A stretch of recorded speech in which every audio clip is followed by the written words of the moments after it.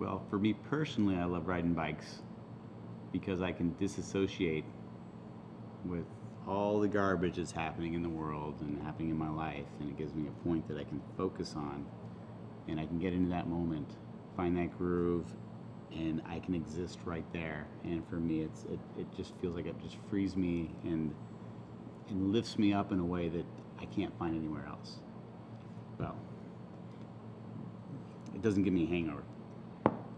I love being able to give that gift to all the kids that come in here, because for me, my bicycle, that was my e-ticket. That was my ticket to freedom when I was a kid, and I feel that in society today we're missing that.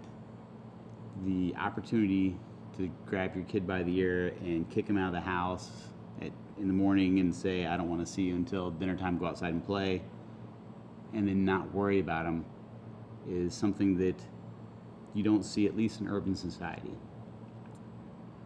And I think that's an important piece. And I love seeing kids, and they learn how to persevere, and they learn how to take risks, and they learn how to, when you fall down, how to get up, pick yourself up, and you keep going.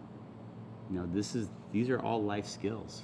Understanding risks, being able to take risks, also understanding what the consequences are to your actions. Let's do that at a younger age. Let's do that when the consequences aren't so severe.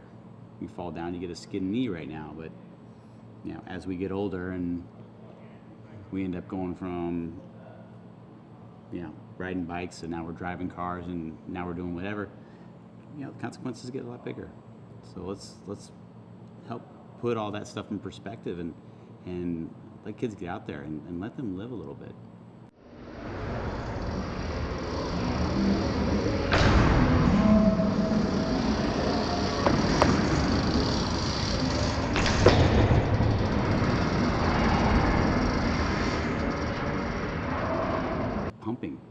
Pumping is the holy grail of biking for me. And it doesn't matter if I'm riding here in the park, or if I'm out on the trail, or even if I'm out on the road. You pump every turn. It's the same things you do when you're turning a ski, you're turning a snowboard. Physics doesn't change, the biomechanics do. And that's what I want to be able to work on personally when I'm here, because I'll go and I'm out riding a trail and I blow a turn.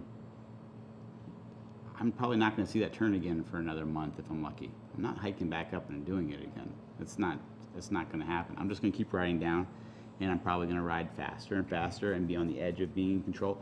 And at some point, for me, because I really like that edge, I won't get better because I'm riding outside necessarily, not as fast as I should be, because I'm pushing myself beyond my comfort zone, and all of a sudden all the fundamentals are going out the window as I kind of go into survival mode a little bit. But I can come here and I can repeat the same thing over and over and over again, and it's a blast. But you can sit there and I can work on, like, all right, it's a left-hand turn, and I'm not dipping my left shoulder, and I'm not looking through the turn. Whatever it is, I can isolate that, and I can work on that one piece. And now next time when I go out, now when things get a little bit silly and I've now got a skill set that I'm falling back on. I've got muscle memory that I've developed, and my riding for me has gone through the roof. I'm riding stuff in my mid-40s that I didn't think I was going to ride ever, and in my 30s I was silly and threw myself off a lot of stuff. I'm doing stuff that takes more skill now than the stuff that I did before, and I'm doing it in much more control, and I've got that flow. And once you get that flow feeling, it's an addictive zone that you get into. It's powder skiing, it's surfing a glassy wave. It's all that. You feel it.